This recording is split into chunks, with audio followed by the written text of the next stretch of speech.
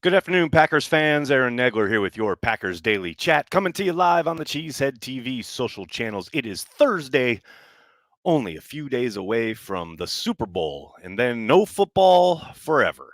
I'm kidding, of course, but it does feel like that. And, shout out to the new football league that's coming in late March. I'll check it out every once in a while, I'm sure, when I'm starved for the game. But, man, the finality of the Super Bowl and the season coming into an end, it's never fun. And I don't enjoy it. And I don't want to think about it. So thanks for asking. I kid. Of course, there's not a whole lot of Packers news to talk about other than the formation of the search committee to go find a new CEO.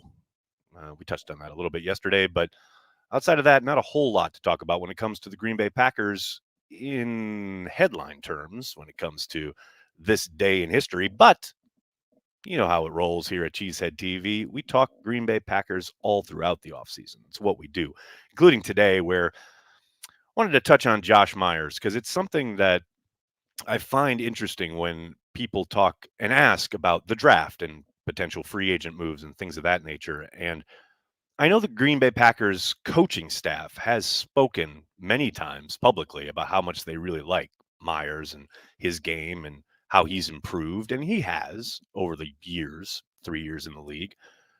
But it is kind of fascinating to see and even go back and look at how they were talking about him coming into camp last summer and the need for consistency in his game. And I think that wasn't telling tales out of school. There's no doubt. You look at his first 2 years, even though, he did miss a good amount of time that rookie season due to injury. But his second year, you definitely saw some real inconsistency there. And you thought coming into year three, okay, he's got those first 2 years under his belt, including the time away due to injury. All right, we're going to head into year three, and we're going to find that consistent level of play that you need, especially at the center position. And unfortunately, it just never seemed to materialize. And it's odd because you look at the first part of the year, and it was quite inconsistent, kind of week to week, until you get it. I want to say about halfway through the season, you go right around the Steelers game. It seemed like he was turning a corner.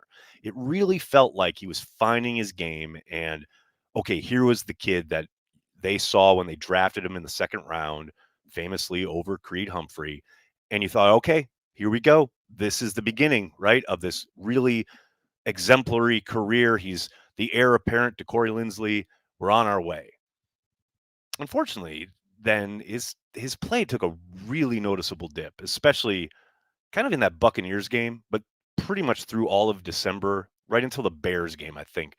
He kind of turned it around, so to speak, right before the playoffs, which obviously is good for the Packers. But man, there was a 2 or 3 game stretch there where it was very, very rough and somewhat disappointing in the sense that you had seen the growth and you had seen the potential starting to materialize. And then, like I said, I don't know whether it was, some of the pressure stuff that Tampa threw at the Packers or what, but man, from that game through the next month almost, he was really rough. And if you're Brian Gutekunst, now again, we've heard from Stenovich and we've heard from Matt LaFleur throughout the season. We haven't really heard from Brian in return in terms of Josh Meyers' play and what he has found uh, that to be or to resemble. So, when we're looking at the draft, I don't think center is out of the question. Myers heading into year four, final year of his deal. Maybe they extend him. That's a possibility. But it's also possible that Brian decides, okay, we need to start kind of getting ready for the next wave here, especially our new quarterback, what have you. The Myers thing was a swing and a bit of a miss. We've got to foster competition there, and I'm not going to tell you that they're going to replicate what they did with Myers and take another second round center, although I don't think that's off the board. But I do think you're going to see the potential for some competition brought in via the draft simply because they need to be better at that position overall, and then B, you got to be looking to the future. And I don't know if you've seen any kind of semblance of consistency from Josh Myers that you can say, yeah, we want to plant our flag here. We want to give this kid a second contract. Because I know a lot of the talk coming off the season was about right guard, and I think most people assume, okay, Running is probably hitting free agency. Sean Ryan definitely seems to be positioned to take that job, but I don't think that's locked in, ink, written in ink, locked in stone, whatever. I think those two spots are pretty competitive heading into the offseason, definitely most likely coming out of the draft. So it's just something that to bear in mind. Like, and I know, look, I've been somewhat of a defender when it comes to Josh Meyers' play because I do think when you do see some of the bad plays that get kind of spun around social media, the narrative seems to take on a life of its own. What never gets kind of brought up is a lot of the good stuff, which there is on display, especially, like I said, kind of middle part of the season. I thought he was starting to really hit his stride, but you just need more consistency from your center. And I don't know if the Packers are going to find what they got from Josh Meyers this year as acceptable going forward. It's going to be interesting to see how they feel about it. Hello to everybody in the comments section. So good to see everybody. Thanks for joining me. Got a bunch of people piling up some super chats. Patrick, what's going on, man? Carl Brooks' versatility allow him to replace JJ as edge / defensive end 4 and open a roster spot for a premium pick space stuffing DL. We already have numbers at defensive line. Man, you see, you talk about numbers at D-line. They have bodies, yes, and they certainly have guys who you can rotate in and out. I certainly wouldn't scoff at a space-eating, run-stuffing, nose tackle type. But you want them to come in waves. I want those guys fresh in the fourth quarter so you can close the door on people. We've seen a few games from the Packers over the last couple of years where, they do decent work early in the game, and then come fourth quarter, especially when you're playing Kenny Clark like 90% of the snaps, the play just, what you need there to close the door just isn't there. So, I mean, I don't know. Yeah, they've got numbers, so to speak, but as far as Brooks being able to kick outside in the 4-3, I know he did some of that in college. And one of the reasons he was drafted where he was later in the draft is because of his kind of undersized frame, so to speak. But I think you saw the athleticism, the quick twitch, a lot of the first step kind of explosiveness this season. I mean, that's his rookie year, and he was really kind of, especially down the stretch, cooking with gas. I would suspect they leave him along the interior, play some 3-tech, but maybe they kick him outside. It's a possibility in some of the 4-man fronts. But I don't think any of that precludes the idea of adding people up front, whether it's across, defensive tackles or defensive ends. I don't care. Give me those bodies. I want to control the line of scrimmage, and I want to do it all game long. Send them in waves, man. I'm all about it. Matthew, how you doing, man? Apologies for the absence, Snags. Wife's fault. Go Pack, go. Oh, Matthew, I've been sitting here going, where is my bastion of positivity? Where is my oracle of success? Matthew, you've been missed, buddy. Jason, how you doing? Wasn't Policies supposed to be the heir apparent to Mark? I know a lot of people believe he is, including myself, but that doesn't preclude a wide-ranging search. They were always going to do that. But I know most betting people and people like myself who don't bet would put the odds in Ed Policy's favor. It was never going to be a case of him being anointed. The Packers kind of did that actually years ago with was it John Jones. And then Harlan pulled a last-minute about face and said, yeah, no, this is a mistake. And that's a very interesting story. You can go and read about it. But, yeah, no, it was never going to be like, I don't know what you would call it, a succession plan.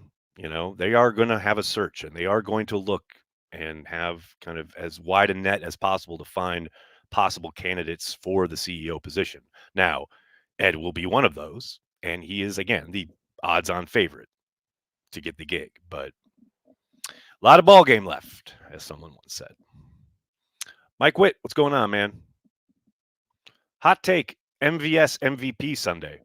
I don't think that's hot a take as maybe you think. I mean, he comes to play in the playoffs every year, whether it's in Kansas City or in Green Bay. Never forget, he was the best offensive player in that 2020 NFC Championship game for the Packers. Not even close. That dude balled out in that game, unlike some of his offensive brethren. But yeah, man, I'd be down with it. I'd love it, actually. That'd be great. I'd feel really good for him. Jeezy baby, how you doing? Need a bag of donuts back at center. Trick or treating at Holmgren's house. I Frankie Winters, man, what a legend. Absolutely. Mike Witt, how you doing? Looking forward to seeing Jaire Island next year. Yeah, I really hope we get more matchup opportunities for Jaire, And look, I understand the stuff that Matt and Joe Barry talked about over the course of the last couple of years where you can't just have him follow around their best receiver. Like that ain't the NFL.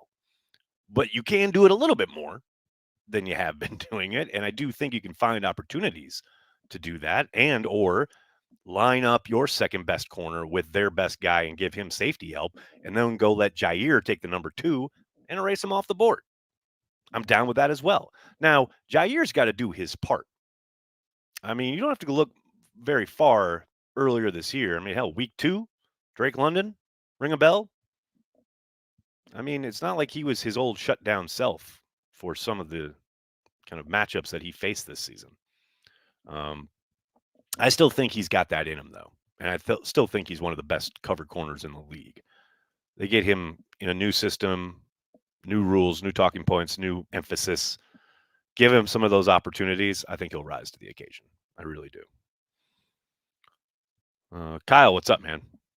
Do you think Hafley's scheme will improve run defense, or is that purely a player execution thing? Go Pack, go. It's a good question, Kyle.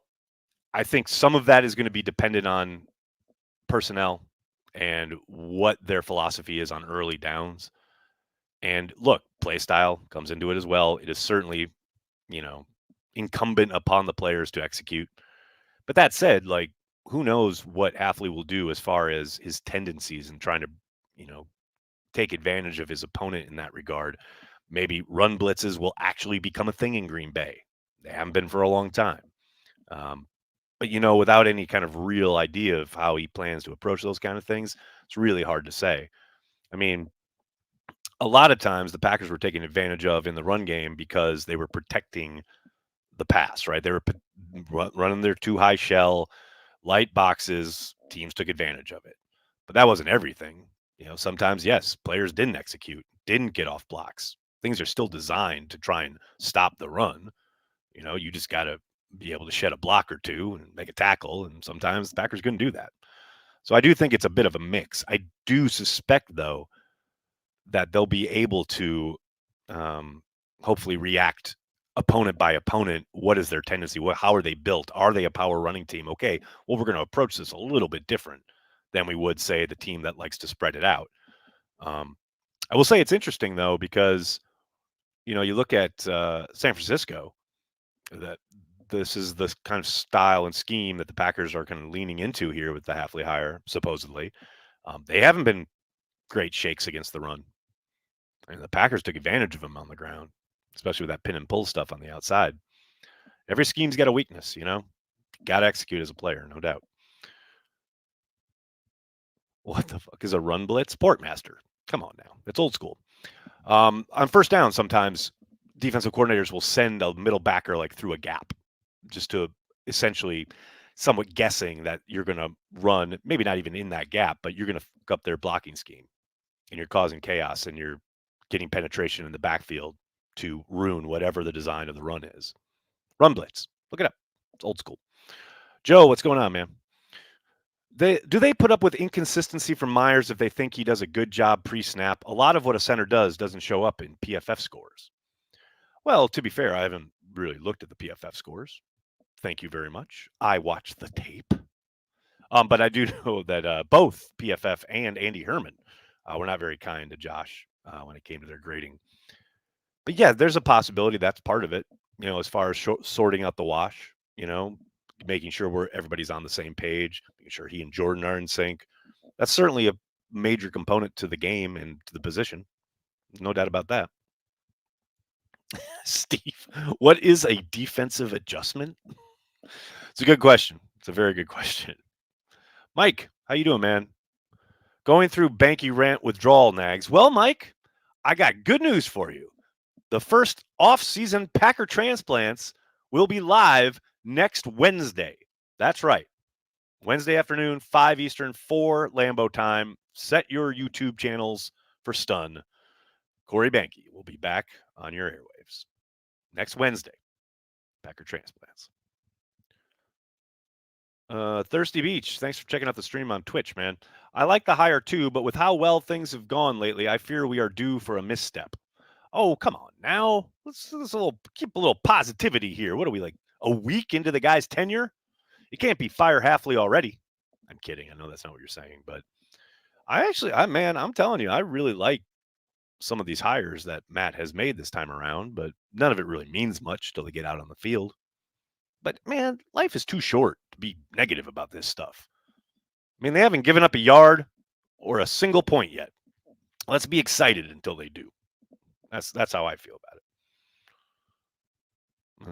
it. Nick, how you doing, man? Feel like Gary is going to have a breakout year, top 5 sacks, not because of the scheme, but because of health and another year of experience. Yeah, I think Rashawn is in an interesting spot because I know there was a lot made about kind of how the sacks dried up towards the end of the season, right? And I don't doubt for a moment that the scheme switch will have him kind of given a different focus, maybe some different technique stuff. But man, I think he has the chance to do some really special things, especially get his hand in the dirt, flying upfield, getting after the quarterback, and not having to worry about some of the other stuff he did when he was standing up. I love this idea. I mean, it's up to him. The fact that he'll be another year removed from the ACL injury is very exciting because typically it does take about a year for a guy to regain his form, right? So I'm down with this idea. Chris, what's going on, man? Hi from England. Wonder if new DC means new draft prospect preferences, especially for DTs. I think, Chris, hello from New York. I think there's a good chance it does. And I think that will drive some of the decision making during the draft. Now, I don't think it ever automatically means, oh, we're definitely going to draft this, right? But I do think it probably ups the need, as it were, or where they're positioned on the board. As far as this guy has some really great tools that we feel we can take advantage of and that we don't feel that any of the guys we already have on the roster possess. So, yeah, we want to make sure we at least get a chance to take him in the draft, things of that nature. I think that's got to be in play here, no doubt. Ryan, how you doing, man? Thanks for the super chat. With Jerry preventing Washington from talking with Al Harris, if Green Bay was interested in anybody from Dallas, would Jerry prevent Green Bay from talking with someone from Dallas, or does Jerry let any team request an interview?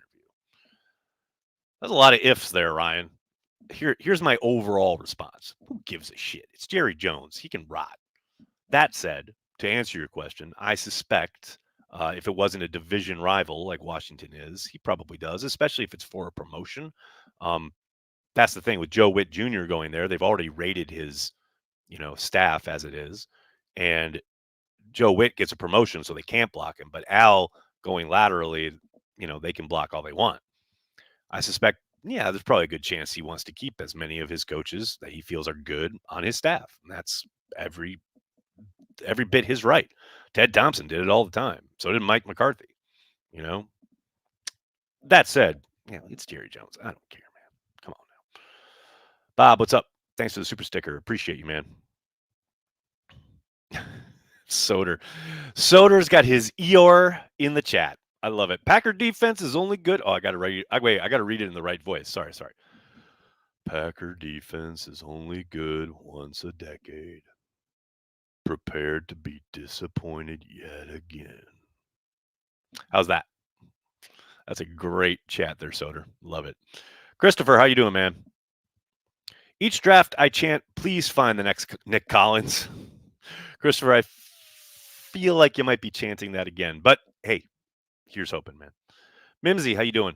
Will the next CEO troll as well as King Mark? I don't know, but that handwritten letter to the fan that applied for the defensive coordinator position, and he said, your fantasy football acumen and knowledge probably doesn't fit with what we do, but Chicago has an opening. Oh, that is fucking brilliant.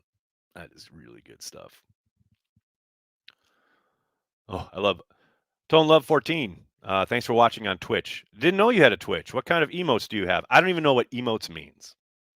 That's what emotes we have. I don't know. I'm just going to be playing Madden a bunch this offseason.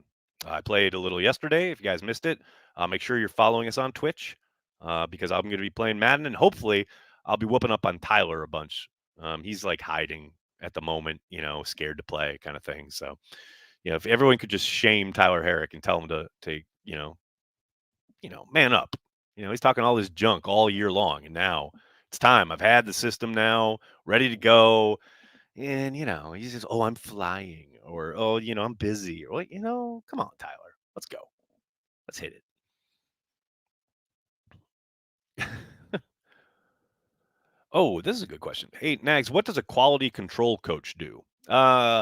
Everything that they are asked. Lots of compiling of notebooks in the past, but now like digital notebooks, playbooks, what have you, putting together cut-ups, fetching coffee, driving people to the airport, everything that's necessary as far as football goes and everything that's necessary administratively. Like, I'm not going to say a gopher, but they are tasked with whatever the hell everyone on staff needs as far as either something physically or I need this kind of digitally, this digital asset. I need this every third down to the far hash that was thrown against cover 2 last year. Get it for me. Now, it's a lot easier to do that these days as far as what the NFL and NFL Films has on offer, but it's still, a bit of a task to go and do it. So the quality control coach will go do that. Things of that nature. Oh my goodness, you guys are crazy. Porkmaster, what's going on? I'm so bleeping excited for next season. Previous year's ending kicked my ass. I think I'm absorbing these kids' energy like a football fan vampire. I mean, it's pretty simple to me. It's the start of something.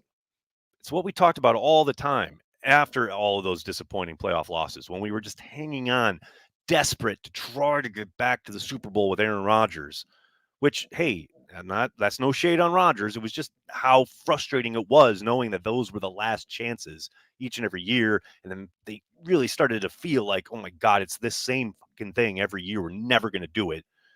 Now we've turned the page, and the first year out of the gate, big, huge playoff win, almost won that second divisional game. I mean, and this team is like 12 years old. The whole future is in front of them. So, yes, totally hear you. I am rejuvenated. I am ready to go. I wish they were kicking off week 1 on Sunday, but instead, we got to watch the Super Bowl. These two stupid teams. Nick, how you doing, man? You think BJ Raji is ready to end his hiatus? I mean, yeah, let's go. They need somebody, right? In the middle, that 4-3. Let's do it. Although it is kind of funny because Raji was taken when he was taken by Ted because they were switching to a 3-4. But let's go, man. I'm down with it. Bubba. Hey, you have a nice face. That is very kind, even though I'm sure that's a joke. Thomas, how you doing, man? When is Cheesehead TV going to have turtlenecks as an option in the store? Also, do you see us getting Melton's brother? Melton's brother, probably a long shot. Turtlenecks, doubt that's going to happen anytime soon. But thanks for bringing it up. Chris, how you doing? For years, I've said a major error Green Bay made was letting Cullen Jenkins walk. What's your own niche Packers hill you'll die on? I don't know. I don't have too many that I'll die on, but yes, the not bringing Jenkins back and going kind of all in, quote unquote, on the offensive side is one of Ted's major blunders. I don't know. I always say if Eddie Lacy hadn't fallen in the draft and the Packers don't end up taking him, DeJuan Harris would have balled out as the starter. I will die on that hill. Bryson, what's going on, man? I'm curious about Preston and what they do. Yeah, I think it's understandable to be curious about it. He has played, that outside backer position and been kind of the one guy they really drop in coverage, right? With any kind of consistency. Now, are they going to ask him to be a full-time 4-3 end? I don't know, man. I'm curious. I do think there's a spot for him, and I think they can utilize him, but I don't think that's set in stone. And I think when you heard Gutekunst at that press conference talk about conversations with players about how they fit, where they fit, what they're going to be asked to do, what they're comfortable with, I think Preston's on that list. I don't doubt it for a moment. All right, make sure I don't miss any. There we go. Got that one. Got that one. Cool. All right. I'm gonna have to get going, but I can't thank you guys enough for hanging out, talking Packers each and every day, Monday through Friday, right here on the Cheesehead TV social channels. Please do me a monster favor, hit like on the video, subscribe to the channel, and then tell your friends and tell your family. Cheesehead TV. We are devoted to Green Bay Packers fans worldwide. Thanks a lot, everybody. Have a great night. Go Pack Go.